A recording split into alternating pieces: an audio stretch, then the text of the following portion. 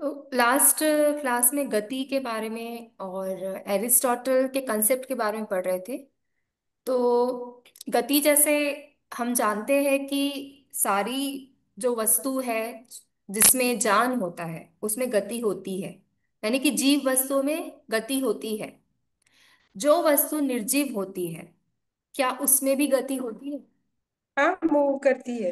जैसे कि अभी मिट्टी का घड़ा बन गया, मतलब तो स्ट्रक्चर आ रहा है, तो दैट मीन्स हम्म। टोटल के कॉन्सेप्ट के हिसाब से गति है उसमें। लाइक और कार उसमें तो कार मूव कर रही है ना। और उसमें किस प्रकार की गति होती है? जो जीव और निर्जीव वस्तुएं हैं उसमें किस प्रकार की गति होती है? दो टाइप की बताई थी आपने, आंतरिक और बाह्य। बाहरी हम्म। कुछ, इंटरनल और एक्सटर्नल। हम्म।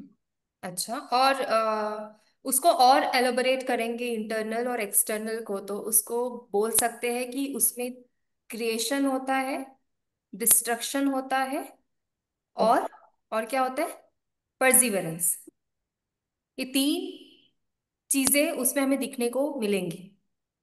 अब क्रिएशन भी एक प्रकार का गति है। परसिवरेंस भी देखा जाए तो वो गति के कैटेगरी में ही आ जाता है। आप बोलेंगे कैसे? परसिवरेंस तो मतलब सस्टेन रहना। अब कोई भी वस्तु सस्टेन कैसे रहेगी? उसके स्ट्रक्चर सस्टेन कैसे रहेंगे? प्रिजर्व्ड कैसे रहेंगे? उसके स्ट्रक्चर प्रिजर्व तब तक रहेंगे जब तक उसमें डिस्ट्रक्शन शुरू नहीं होगा। जब उसमें डिस्ट्रक्शन शुरू होने लगता है तो उसमें दूसरी टाइप की गति दिखती है। तो गति को ये तीनों कंसेप्ट से समझाया जा सकता है। और यहाँ पे एक बात समझने की है कि जो भी वस्तु और जो भी ऑब्जेक्ट, जो भी सोल है वो जीव है। तो उसमें जो गति होगी उसको सेंसेस के थ्रू, परसेप्शन के थ्रू समझा जा सकता है और उसको कंट्रोल भी किया जा सकता है। पर वो गति और वो वस्तु जिसमें सेंसेस नहीं है, यानी कि निर्जीव, निर्जीव में सेंसेस नहीं है, वो कोई भी चीज को सेंस नहीं कर सकते, उनमें ऑर्गन्स नहीं है। और इसी वजह से उनकी जो गति है, भले उसमें हो रही है, जैसे अगर बोले पत्थर में गति हो रही है, नहीं हो रही है, गति हो रही है बट उसको हम समझ नहीं सकते क्योंकि उसमें सेंसेस नहीं है। फिर सवाल आता है कि क्या ये सब जो जीव और निर्जीव जो चीजें हैं उसमें कॉन्शियसनेस भी होता है? तो यहाँ पे कुछ फिलोसोफर्स ने कनेक्ट किया है कि गति होती है तो कॉन्शियसनेस भी होता है। कोई ना कोई डिग्री में उनमें कॉन्शियसनेस भी दिखने लगता है। फिर यहाँ पे सवाल आया था कि जो कॉन्शियसनेस होता है वो एब्सोल्यूट होता है या वो इंडिविजुअल होता है। तो जैसे अब जैनिज्म में बोला है कि जितने भी जीव है वो सब में कॉन्शियसनेस होता है। और वो जो जीव है वो बहुत में है, मतलब बहुत सारे जीव है, कोई एक पर्टिकुलर जीव नहीं है। और इसी वजह से कहीं ना कहीं उन्होंने एब्सोल्यूट वाले कंसेप्ट्स को नेग्लेक्ट किया है। पर यहाँ पे जब पैरमेनाइट्स के थॉट्स पढ़ रहे थे तो पैरमेनाइट्स ने बोला कि एब्सोल्यूट जो है वही अल्टीमेट बीइंग है और वही सिर्फ अस्तित्व में है, बाकी जो चीजें हैं वो अस्तित्व में नहीं है। मतलब इस प्रकार के इंटरप्रिटेशन किए गए हैं पैरमेनाइट्स के थॉट में। अब पैरमेनाइट्स के थॉट्स हम क्यों पढ़ रहे हैं? क्योंकि पैरमेनाइट्स के थॉट को ही एरिस्टोटल ने रिजेक्ट किया है। एरिस्टोटल बोलते हैं कि ऐसा नहीं है कि एब्सोल्यूट ही अस्तित्व में है। उनका मानना था कि इंडिविजुअल जो है और जो इंडिविजुअल जीव है, इंडिविजुअल सोल है, इंडिविजुअल बॉडी है, वो सब भी अस्तित्व में है, उनका भी एग्जिस्टेंस है। और इसी बात को वो प्रूफ करते हैं अपनी थ्योरी में। कैसे प्रूफ करते हैं? पैरमेनाइट्स की थ्योरी को रिजेक्ट करके और पैरमेनाइट्स के थॉट में आर्ग्यूमेंट्स देके वो अपनी थ्योरी को प्रूफ करते हैं। तो वो प्रूफ वो कैसे करते हैं वो हम देखेंगे कि किस प्रकार से वो अपने कंसेप्ट्स को लेकर आते हैं कि जो जीव है उसमें जो है गति भी होता है और गति इस प्रकार से होता है कि वो अस्तित्व में कहलाता है। माने कि जो बीइंग है वो एग्जिस्टेंस में है। ऐसा नहीं है कि सिर्फ एब्सोल्यूट बीइंग ही एग्जिस्टेंस में है, इवन इंडिविजुअल बीइंग भी एग्जिस्टेंस में होता है। तो इस प्रकार के कंसेप्ट्स एरिस्टोटल ने बताया है। तो एरिस्टोटल की लास्ट क्लास में कुछ वर्क के बारे में, मतलब वर्क का बस नाम देखा था कि ये ऑर्गेनॉन, जो कि लॉजिक लॉजिक के बारे में है। इसी लॉजिक में कैटेगरीज के बारे में दिया गया है। अब ये कैटेगरीज क्या होता है? कैटेगरीज यानी कि क्लासिफिकेशन। अब चीजों को कैटेगरीज में डिवाइड कर दिया गया, तो उससे समझ आता है कि कोई जो सब्सटेंस है, सब्सटेंस में क्वालिटीज होती है, और वो क्वालिटीज में ही, यानी कि कैटेगरीज हम देखते हैं कि क्वालिटीज एज अ कैटेगरी उन्होंने बताया है। सब्सटेंस और कैटेगरीज, यानी कि सब्सटेंस एंड क्वालिटीज, क्या यह एक होते हैं या ये अलग अलग होते हैं? अब यहाँ पे पैरामेनाइड्स क्या बोलते हैं कि जो एब्सोल्यूट होता है वही एग्जिस्टेंस में है। अभी हम एब्सोल्यूट के सब्सटेंस को देखेंगे तो उसमें हमें क्वालिटीज या कि गुण वो हमें नहीं दिखेंगे। बट हम अगर इंडिविजुअल के सब्सटेंस में दिखेंगे तो इंडिविजुअल के सब्सटेंस में गुण हमें दिखेंगे, यानी कि क्वालिटीज हमें दिखेगी। तो इसी क्वालिटीज को एरिस्टोटल ने एज अ कैटेगरीज समझाया है कि वो कैटेगरीज है। अब सब्सटेंस है तो सब्सटेंस के साथ साथ उसके क्वालिटीज का होना भी जरूरी है। अब यहाँ पे हमने सब्सटेंस एंड क्वालिटीज को वैशेषिक दर्शन में समवाय के हिसाब से समझा था।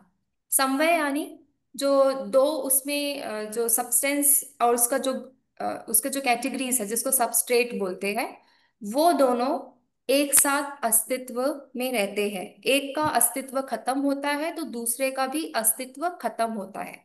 जैसे कि कपड़ा और धागा, अगर धागा कपड़े में है और धागे का अस्तित्व खत्म हो जाता है तो कपड़े का भी अस्तित्व खत्म हो जाता है। यानी कि ये जो दो अलग अलग जो हमें दिख रहा है, कॉज क्या है? कॉज है धागा, और इफेक्ट क्या है? इफेक्ट है कपड़ा। अगर कॉज यानी कि कारण हटा दिया जाए तो जो कार्य है कपड़ा, उसका भी कोई अस्तित्व नहीं रहता है। तो यहाँ पे इस प्रकार से कारण और कार्य के संबंध को समझाया गया कि वो दोनों हमेशा साथ में रहते हैं। कारण पहले आता है, कार्य बाद में आता है, पर दोनों का जो अस्तित्व है साथ में है।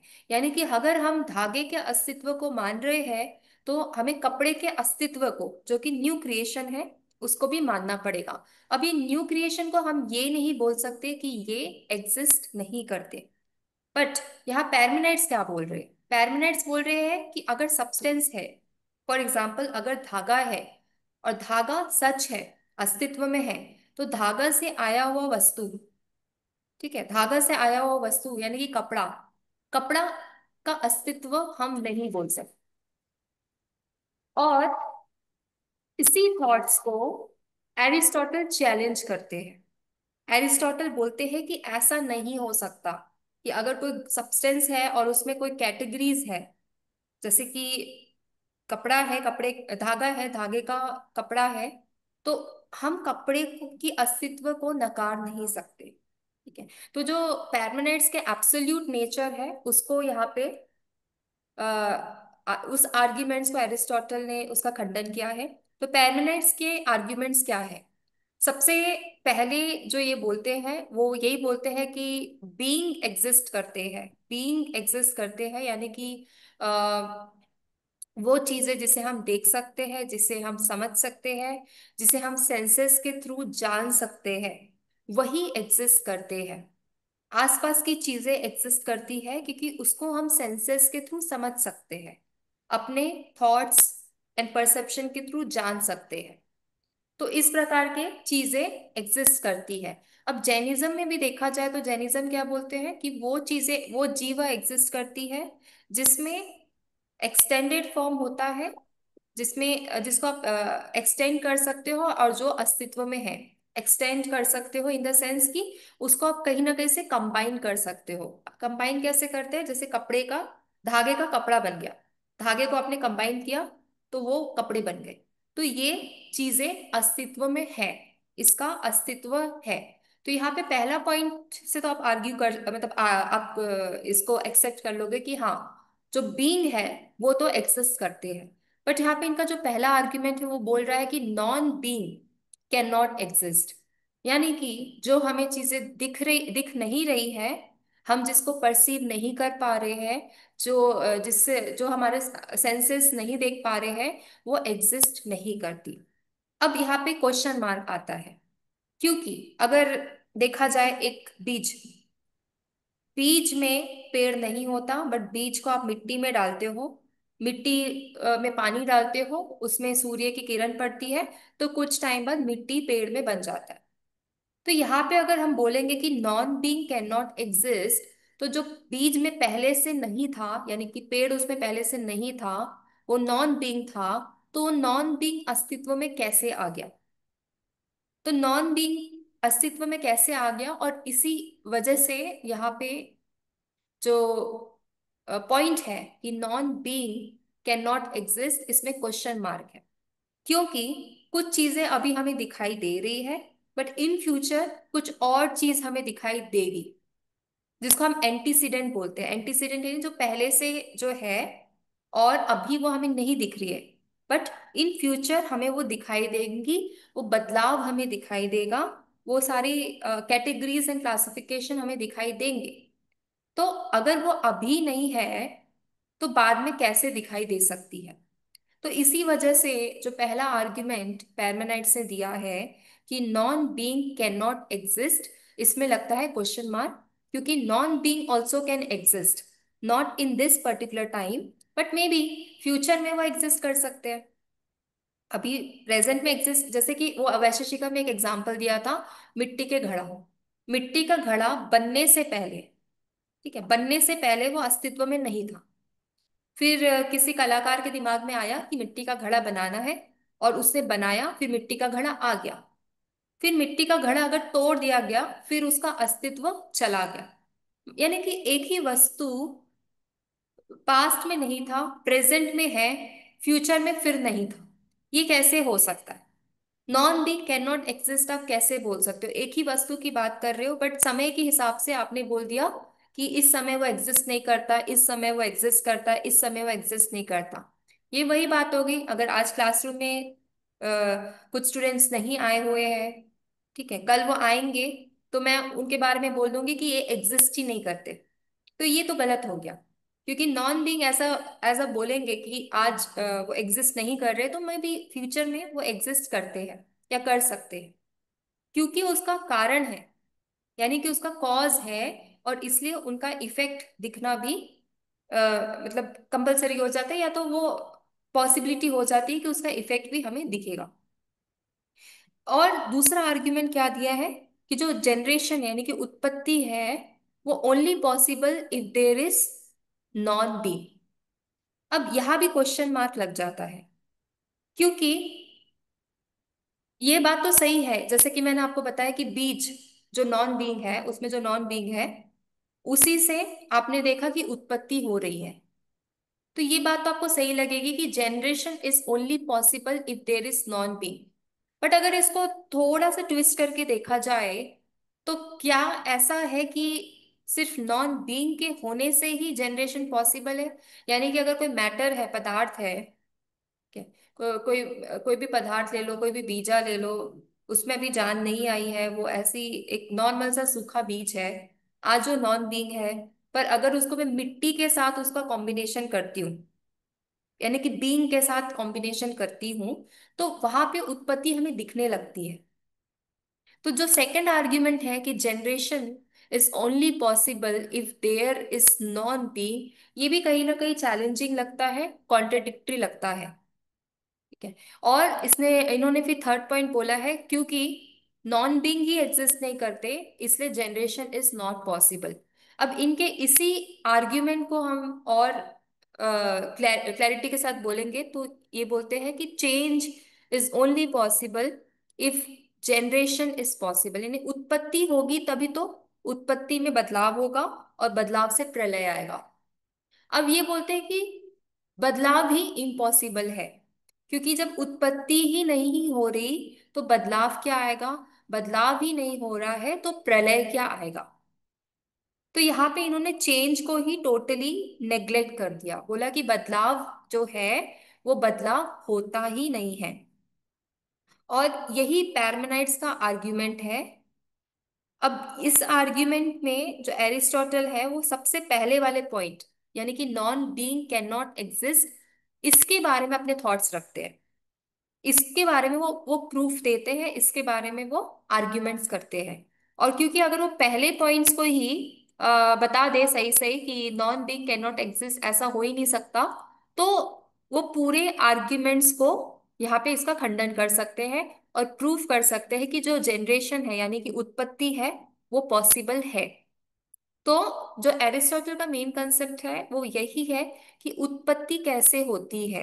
कल भी हमने पढ़ा था तो उसमें देखा था कि उत्पत्ति जो है वो चार कारणों से हो रही है। पहला जो है मटेरियल कारण, दूसरा जो है एफिशिएंट कॉज, तीसरा जो है क्या बताया था,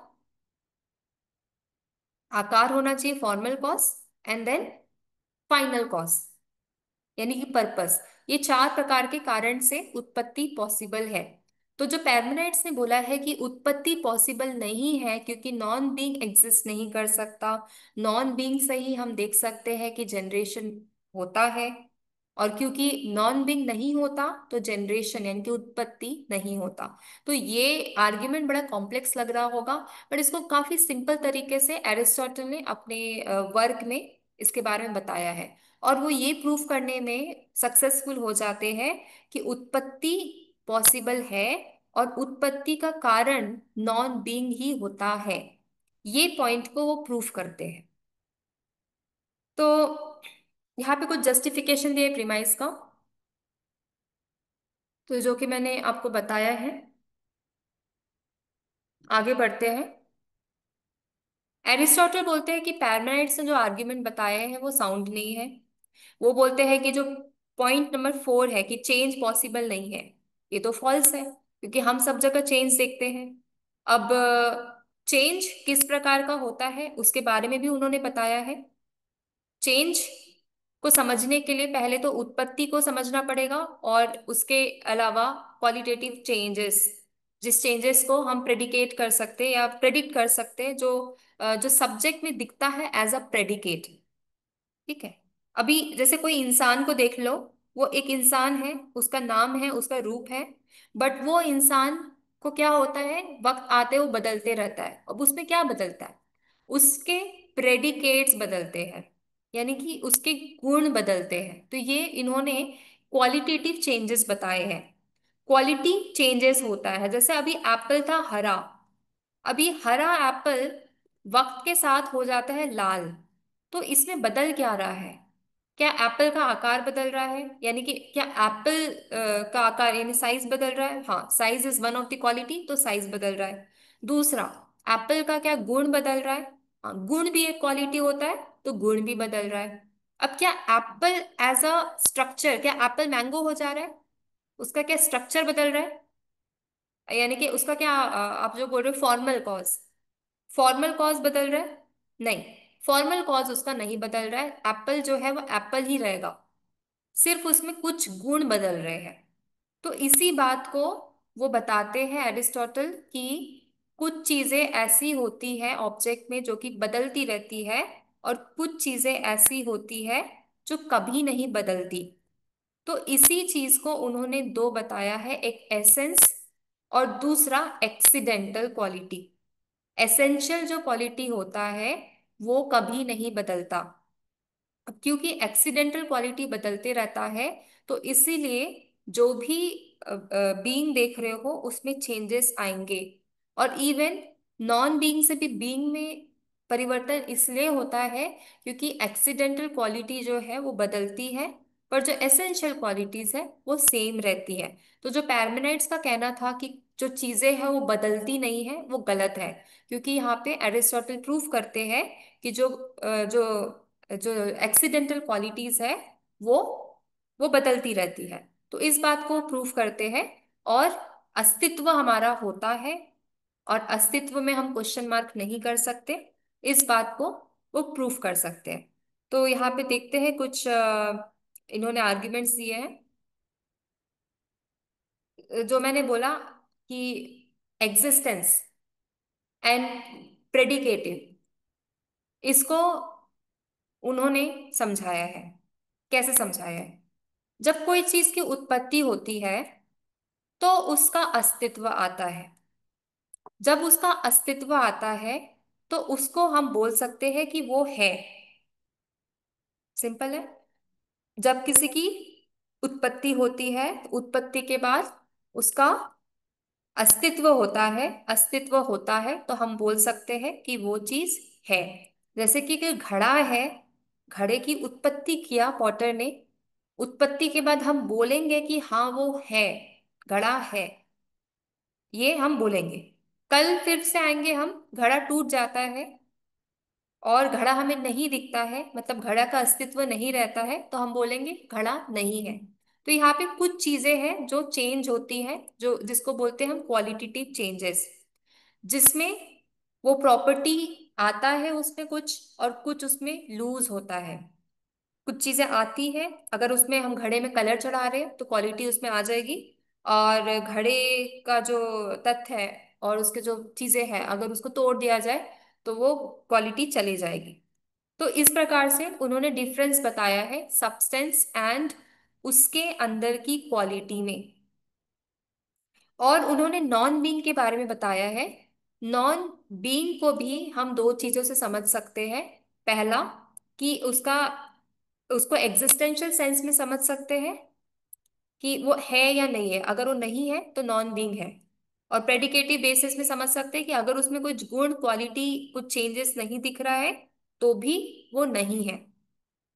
सो ये सच है कि नॉन बीइंग एग्जिस्ट नहीं करते हैं, पर ये गलत है कि नॉन नॉन बीइंग का जो गुण है उसमें परिवर्तन, यानी कि जैसे एग्जाम्पल दिया है कि Apple can become red from being non red, ये गलत है। अब देखिए इसको सिंपल वे में समझते हैं। उन्होंने प्रेडिकेटिव सेंस में क्या बोला नॉन बीइंग के बारे में, कि जो चीज नहीं है, क्या उससे जो चीज है वो पॉसिबल हो सकता है। उन्होंने बोला हाँ हो सकता है। कैसे? अभी जो हरा कलर का एप्पल था उसमें लाल कलर नहीं था, यानी कि नॉन बीइंग था, लाल कलर अस्तित्व में नहीं था। बट कुछ टाइम के बाद वही हरे कलर के एप्पल में हमें लाल रंग दिखाई देता है, यानी कि जो चीज नहीं था उसमें पहले अब वो उसमें दिखाई देता है। तो क्या नॉन बीइंग से हमें चीजें दिखाई दे सकती है, उसकी अस्तित्व दिखाई दे सकती है? तो हाँ, हमें नॉन बीइंग से अस्तित्व दिखाई दे सकता है, क्योंकि उसके जो गुण है गुण में परिवर्तन होता है। और गुण में परिवर्तन कैसे हो रहा है? नॉन बीइंग की वजह से हो रहा है। तो इस प्रकार से उन्होंने अपने आर्ग्यूमेंट्स में क्लैरिफिकेशन दिया है। तो एरिस्टोटल ने प्रूव कर दिया कि बदलाव है। बदलाव है, किस प्रकार का बदलाव है? क्वालिटी में बदलाव है। एप्पल की क्वालिटी में बदलाव है, उनकी प्रॉपर्टीज में बदलाव है। और वही प्रॉपर्टीज जिसमें बदलाव है उसको उन्होंने एक्सीडेंटल फॉर्म्स कह दिया। Accidental forms. अभी जैन दर्शन में भी हम दो चीज पढ़ेंगे, सब्सटेंस एंड मोड। सब्सटेंस जो रहेगा वो एज इट इज रहेगा, बट उसमें जो मोड है, उसमें मोड यानी कि प्रलय मोड, मोड में हमें बदलाव देखने को मिलेगा।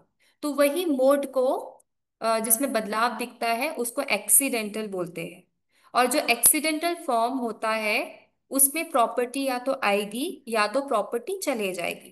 जैसे ग्रीननेस, रेडनेस, उसका गोल आकार, उसका काला कलर आ जाना, ये सारी चीजें एक्सीडेंटल है।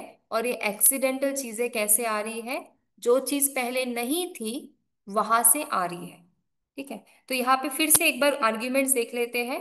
क्या बोला पैरमेनाइड्स ने? कि नॉन बीइंग एग्जिस्ट नहीं करता, ये गलत है। नॉन बीइंग तो एग्जिस्ट करता है, भले पहले नहीं कर रहा होगा बट बाद में उसका एग्जिस्टेंस है, यानी कि पास्ट में वो एग्जिस्ट नहीं करेगा बट फ्यूचर में है।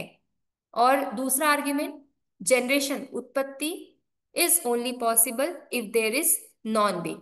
यहां भी कहीं ना कहीं आर्ग्यूमेंट्स गलत है, क्योंकि उत्पत्ति पॉसिबल हो रही है। ठीक है। सो तीसरा जो पॉइंट है वो है कि जनरेशन, उत्पत्ति नॉट पॉसिबल, ये तो टोटल ही गलत है। उत्पत्ति तो हो रही है, उत्पत्ति यानी कि बदलाव, बदलाव से हो रहा है, क्वालिटी से हो रहा है। तो बदलाव इसलिए पॉसिबल है क्योंकि उत्पत्ति पॉसिबल है। तो इसी के बारे में उन्होंने अपने आर्ग्यूमेंट्स में क्लैरिफाई कर दिया है। तो आपको यहाँ पे क्या समझना है कि जो गुण है वो गुण में बदलाव होते हैं उसके एक्सीडेंटल नेचर की वजह से। एक्सीडेंटल नेचर की वजह से चेंजेस पॉसिबल है। और ये चेंज जो होता है काफी कॉम्प्लेक्स प्रोसेस है। और इसी प्रोसेस को आगे के फिलोसोफर्स यानी कि लॉक होते हैं, वो जॉन लॉक, उन्होंने समझाया है इसको कि कैसे क्वालिटीज में चेंज होते हैं। उन्होंने काफी डीप सेंस में बताया है इस बारे में। दूसरा जो चेंज हो रहा है वो सब्सटेंशियल चेंज आ रहा है।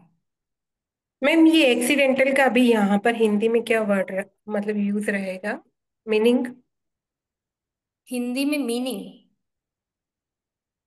मतलब जो बदल रही है, अपने आप बदल रही है। ओके, ऑटोमेटिक चेंज हो रहा है वो। हाँ, एक्सीडेंट कैसा होता है आपको पता नहीं रहता है, वो हो जाता है। तो ओके। यहाँ भी जो चीजें हैं वो बदल रही है, अपने आप बदल रही है। ठीक है, इसका आपको कारण बस आपको समझ नहीं आएगा, बट आपको लगेगा कि हाँ कुछ ना कुछ बदलाव हो रहा है। जो चीज हाँ आपको हाँ। पहले नहीं दिख रही थी उससे आपको बदलाव दिखता समझ आएगा। ओके। अब दूसरा है यहाँ पे सब्सटेंशियल चेंज। सब्सटेंशियल चेंजेस कैसे होता है? कुछ चीजें अंदर ही अंदर बदलती रहती है और कुछ चीजें उसमें एक्ट करती है जिससे कि वो बदलाव होता है। अब जो अंदर ही अंदर बदलती रहती है वो है मैटर। और जो मैटर में जो बदलाव करता है वो है उसका क्वालिटी यानी कि गुण। तो जब कोई चीज उत्पत्ति होती है तो मैटर जो है यानी कि जो अंदर का जो मैटर है, यानी कि समझ लो ये रॉक है, तो इसमें बदलाव होता है। और ये बदलाव जो है एज अ स्टैचू आपको दिखता है। तो एक मैटर था यहाँ पे यानी कि पत्थर, और पत्थर से यहाँ पे बन जाता है स्टैचू। तो पत्थर से कैसे स्टैचू होता है? वहां के अंदर के बदलाव। ठीक है, तो ये बदलाव को ही उन्होंने एक्सप्लेन किया है, बताया है कि चेंजेस कैसे पॉसिबल है, substantial changes as well as accidental changes.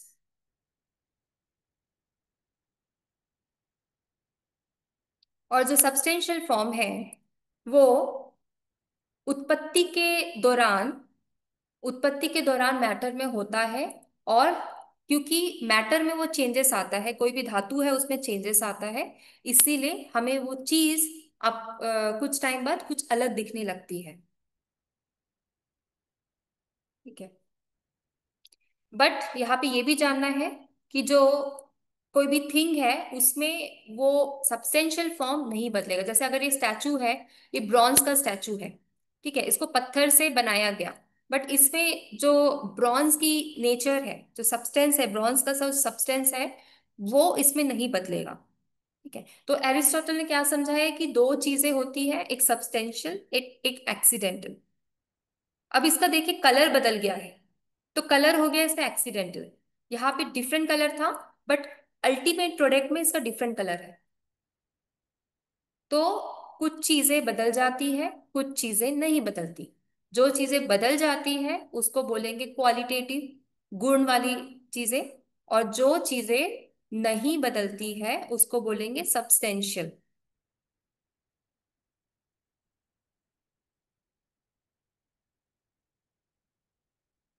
तो हाइलोमॉर्फिज्म जो पढ़ रहे थे उसका थोड़ा सा समरी है यहाँ पे, वो देख लेते हैं। उत्पत्ति अगर हो रही है तो वो अस्तित्व में है, यानी कि टू बी। और अस्तित्व में कैसे है? क्योंकि उसमें हमें मैटर दिखता है, कोई भी मैटर यानी कि प्रकृति जिसको सांख्य में बोलते हैं, ऐसी चीजें जो उसको बना रही है, प्लस उसमें उसका आकार आकार रहता है। अब आकार छुपा हुआ रहता है।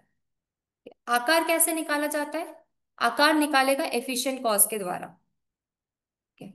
और एफिशिएंट कॉज क्या होता है? जो कि पेड़ से कोई स्टैचू बना रहा है या पत्थर से कोई स्टैचू बना रहा है, तो ये हो गया एफिशिएंट कॉज। अब ये तो हो गया उत्पत्ति। अब क्या होता है दूसरा? उसमें चेंजेस होते हैं। किस प्रकार के चेंजेस होते हैं? क्वालिटेटिव चेंजेस होता है। क्वालिटिव चेंजेस यानी कि जो सब्जेक्ट होता है उसका प्रेडिकेट पे होता है। ठीक है? कोई भी चीज हो गया उसमें सब्जेक्ट प्रेडिकेट होता है। कोई बॉटल हो गया तो बॉटल में जो उसका आकार है वो हो गया सब्जेक्ट, ऐसा बॉटल। उसमें जो प्रेडिकेट ले लेंगे, प्रेडिकेट हो गया, उससे क्या बना रहे हो आप, छोटा बॉटल बड़ा बॉटल, ये हो गया प्रेडिकेट। तो प्रेडिकेटिव भी अस्तित्व में रहता है। तो सब्सटेंस में जब एक्सीडेंटल फॉर्म यानी कि उसमें गुण में बदलता बदलाव दिखता है तो क्या होता है, उसमें हमें चेंजेस दिखते हैं, जैसे कि एप्पल का चेंजिंग कलर। तो इसको ही हाइलोमॉर्फिज्म कहते हैं। यानी कि उसके मैटर जो कि चेंज नहीं हो रहे हैं, प्लस उसके फॉर्म, यानी कि जिसमें चेंज हो रहे हैं, वो दोनों का कॉम्बिनेशन, इसको बोलते हैं हाइलोमॉर्फिज्म। और ये चार कॉजेस तो मैंने आपको बताया है। चार कॉजेस क्या होते हैं? Material cause, formal cause, efficient cause and final cause.